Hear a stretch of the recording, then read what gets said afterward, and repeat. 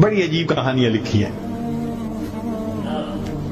فرماتے ہیں کہ سلطان محمود ایک نیک بادشاہ تھا. اس کے پاس ایک دیہاتی نوجوان آ گیا. اس کا تعلق دیہات سے تھا. تعلیم بھی نہیں تھی, کچھ ایسی تربیت بھی نہیں تھی, مگر بادشاہ کے دربار میں آ کے جب خدمت پہ لگا تو اس نے اتنی اچھی خدمت کرنی شروع کی کہ تھوڑے دنوں میں بادشاہ کی آنکھوں میں بڑا درجہ پا گیا. بادشاہ نے اپنے مقرب بندوں میں شامل کر لیا. اب جو پہلے سے مقربین تھے نا, وہ بہت جیلس ہوتے تھے. ہم بڑے خاندانوں والے اور بڑی عقل سمجھ والے, تعلیم والے, ہم بادشاہ کے مشیر تھے. یہ کل کا نوجوان پتہ نہیں کہاں سے آ گیا دیہات سے اٹھ کے کہ بادشاہ کی اس کے اوپر بڑی خاص نظر پڑتی ہے. چنانچہ انہوں نے پروگرام بنایا کہ ہم بادشاہ سے موقع ملنے پہ بات کریں گے. انہوں نے بات کی کہ بادشاہ سلامت, جو محبت کی نظر اس کی طرف اٹھتی ہے وہ ہمارے اوپر نہیں اٹھتی. حسب میں ہم اچھے, نسب میں ہم اچھے, مال میں ہم اچھے, عقل میں ہم اچھے, لیکن محبت کی نظر اس کو جو مل گئی وہ ہمیں نہیں مل رہی. تو بادشاہ نے کہا کہ اچھا, میں کسی موقع پہ اس کا جواب دوں گا. اب بادشاہ نے کیا کیا کہ ایک پھل منگوایا جو بہت کڑوا تھا. کاشیں بنوائیں اور کاشیں ان سب لوگوں میں تقسیم کر دیں جو اعتراض کرنے والے تھے, اور ایاز بھی وہیں بیٹھا تھا. تو جس جس کو وہ کاش ملی اس نے منہ میں ڈالا, تھو تھو. بادشاہ سلامت, بڑا بہت کڑوا, توبہ توبہ, بہت کڑوا. سب نے اپنے منہ سے وہ پھل نکال دیا اور کہا کہ بادشاہ سلامت یہ بہت کڑوا ہے. تو بادشاہ نے جب ایاز کو دیکھا تو وہ مزے سے کھا رہا تھا. تو بادشاہ نے اس سے پوچھا کہ ایاز, یہ کاش میٹھی ہے جو اتنے مزے سے کھا رہے ہو؟ اس نے کہا بادشاہ سلامت ہے تو کڑوی, کھاتے کیوں جا رہے ہو؟ اس نے کہا بادشاہ سلامت, میرے دل میں یہ بات آئی کہ جس بادشاہ کے ہاتھوں سے میں زندگی بھر میٹھی چیزیں لے کے کھاتا رہا, اگر آج مجھے کڑوی بھی مل گئی تو میں اس کو واپس کیسے کروں؟ عمر بھر میٹھی چیزیں لے کے کھاتا رہا, آج کڑوی بھی مل گئی تو واپس کیسے کروں؟ کاش کہ یہ چیز ہمارے اندر آ جاتی کہ جس پروردگار کی نعمتوں سے ساری زندگی ہم انجوائے کرتے رہتے ہیں, اگر کبھی کوئی اس کی طرف سے آزمائش کی گھڑی بھی آ جائے تو ہم پھر شکوہ کیوں کرتے ہیں؟ اب بادشاہ نے سوچا کہ بھائی یہ لوگ جو بہت اعتراض کرنے والے تھے نا, ان کے سامنے کوئی اور ایسا ہیلا کرنا چاہیے کہ ذرا ان کو بات سمجھ میں آ جائے. تو ایک دن بادشاہ آیا اور اس نے کہا کہ دیکھو بھائی, آج میں تم سب کی عقل کا امتحان لوں گا, تمہارا آئی کیو لیول دیکھوں گا کیا ہے, اور میں دیکھتا ہوں کہ کون اس میں پاس ہوتا ہے. اب جب بتا دیا تو سب بڑے محتاط ہو گئے. بادشاہ نے ایک موٹا سارا ہیرا دکھایا, دیکھو یہ کتنا قیمتی ہے, کتنا چمکدار ہے, اور ایک ہتھوڑا بھی ساتھ دیا, اور پہلے کو کہا کہ جی یہ ذرا ہیرا جو ہے توڑ کے دکھاؤ. اب وہ سمجھ رہا تھا کہ بادشاہ نے ہم سے امتحان لینا ہے ہماری سمجھداری کا. تو اس نے کہا بادشاہ سلامت, یہ ہیرا تو بہت قیمتی ہے, اتنے کیرٹ کا اور بالکل بے عیب ہے, کوئی فلاں نہیں, فلاں لیس ہے, لہذا اس کو تو نہیں توڑنا چاہیے. بادشاہ مسکرایا, کہنے لگا ہاں بہت اچھا. تو وہ سمجھا کہ بھائی میں نے بادشاہ کو کنونس کر دیا, چنانچہ دوسرے کو دیا, اس نے بھی اسی قسم کی لاجک, تیسرے کو دیا, اس نے بھی لاجک. جتنے اعتراض کرنے والے تھے سب کو ہیرا ہتھوڑا دیتے رہے, وہ یہی لاجک دیتے رہے اور معذرت کرتے رہے, حتیٰ کہ بادشاہ نے وہ ہیرا ایاز کے ہاتھ میں پکڑایا. جب ایاز کو کہا ایاز اسے توڑو, ایاز نے اس کو نیچے فرش پہ رکھا، دے کے مارا ہتھوڑا اور اس کے ٹکڑے ٹکڑے کر دیے۔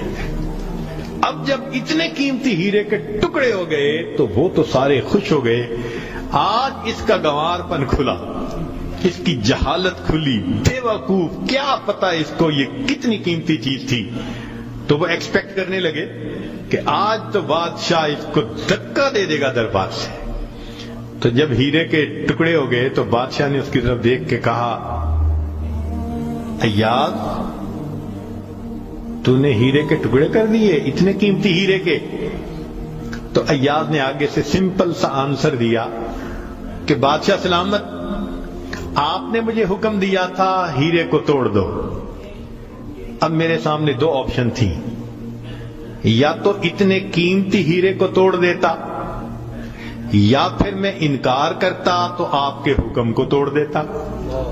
میری نظر میں آپ کا حکم ایسے سینکڑوں ہیروں سے زیادہ قیمتی تھا، لہذا اس کو کم قیمت سمجھتے ہوئے میں نے آپ کے حکم کو نہیں توڑا، میں نے ہیرے کو توڑ دیا۔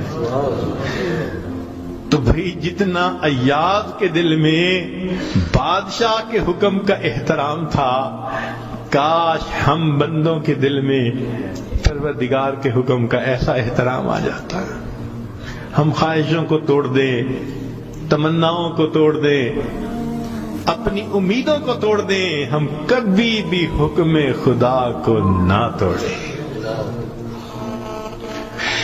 تیسرا واقعہ لکھا کہ ایک دن ایک معترض جو تھا وہ آیا اور اس نے کہا کہ بادشاہ سلامت، یہ جو آپ کا زیادہ ہے نا چہیتا ایاز، ہمیں لگتا ہے کہ یہ خزانے سے چیزیں چراتا ہے، ہمیں تو شک ہے۔ بادشاہ نے پوچھا کیسے ہے؟ اس نے کہا جی ایک جگہ کلوزٹ بنائی ہوئی ہے اس نے، اور یہ صبح و شام اس کلوزٹ کا دروازہ کھولتا ہے اور دیکھتا رہتا ہے اور تالا لگا کے چابی اپنے پاس رکھتا ہے، چابی کسی کے ہاتھ میں نہیں دیتا۔ تو بادشاہ سلامت ہمیں تو پکا شک ہے کہ آپ کے خزانے سے اس نے قیمتی چیزیں چرا کے رکھی ہیں اور یہ صبح و شام دیکھتا ہے ان کو۔ بادشاہ نے اسی وقت ایاز کو بلوا لیا، لوگوں کے سامنے پوچھا، ایاز تمہاری کوئی کلوزٹ ہے ایسی؟ جی۔ تالا لگا کے رکھتے ہو؟ جی۔ صبح شام کھول کے دیکھتے بھی ہو؟ جی۔ لاؤ چابی اس کی۔ ایاز نے چابی نکال کے دے دی۔ بادشاہ نے ایک آدمی کو بھیجا کہ جاؤ اور کلوزٹ میں جو کچھ پڑا ہے سب اٹھا کے یہ کہ لے کے آؤ۔ اب جب وہ گیا تو ایاز تو مطمئن کھڑا رہا، مگر معترضین بڑے خوش ہوئے، آج پکڑا گیا، آج سمجھ لگے گی بادشاہ کو یہ کیسا بددیانت انسان۔ تھوڑی دیر گزری تو جو گیا تھا وہ تالا کھول کے کیا دیکھتا ہے کہ اس میں ایک پرانا سا لباس ہے اور ایک پرانا سا جوتا رکھا ہوا اور کچھ بھی نہیں۔ بڑا حیران ہوا، اس کو یہ صبح بھی دیکھتا ہے شام بھی دیکھتا ہے۔ وہ اس کو لے کے بادشاہ کے پاس آیا۔ بادشاہ سلامت کلوزٹ میں یہ دو چیزیں تھیں۔ بادشاہ نے کہا ایاز بس یہی کچھ تھا؟ جی یہی تھا۔ ایاز یہ تو اتنی قیمتی نہیں کہ تم ان کو تالے میں رکھو اور صبح شام اس کو جا جا کے دیکھو۔ ایاز نے کہا کہ بادشاہ سلامت میرے لیے قیمتی ہے۔ پوچھا کیوں؟ کہ بادشاہ سلامت جب میں پہلی مرتبہ آپ کی خدمت میں حاضر ہوا تھا، میں دیہاتی سا لڑکا تھا، یہ تہبند باندھی تھی، یہ کرتا پہنا تھا، یہ جوتا پہنا ہوا تھا، میں نے اس کو اپنے لیے پریزرو کر کے رکھ لیا۔ اب روز صبح اور شام میں دروازہ کھولتا ہوں، اپنے نفس کو مخاطب کر کے کہتا ہوں ایاز بادشاہ کے احسانات کو مت بھولنا، تمہیں جو اس نے رتبہ دیا تمہاری اوقات تو یہ تھی، تمہاری اوقات یہ تھی۔ میں صبح بھی اپنے آپ کو یاد دلاتا ہوں میں شام بھی اپنے آپ کو یاد دلاتا ہوں۔ مولانا لکھتے ہیں کاش کہ یہ صفت اللہ ہمیں بھی عطا فرماتا، ہم بھی اپنے ابتدا کو دیکھتے، کیا حال تھا، کیا ہماری اوقات تھی، اور آج اللہ نے اپنی رحمتوں سے، نعمتوں سے، برکتوں سے کس طرح ہمیں مالا مال کر دیا۔ ہم بھی اپنی بنیاد کو یاد رکھتے ہیں۔ تو اگر ایک دنیا کا غلام اپنے مالک کے حکم کو اتنا قیمتی سمجھتا ہے تو ہم تو اللہ کے ویسے ہی بندے ہیں، غلام سے بھی ایک درجہ نیچے، ہم تو اللہ کی ملک ہیں، مخلوق ہیں اس کی۔ لہذا ہمیں چاہیے کہ اللہ رب العزت کے حکم کی عظمت کو سامنے رکھیں، ہمیشہ خیال رکھیں کہ حکم خدا کبھی بھی ٹوٹنے نہ پائے۔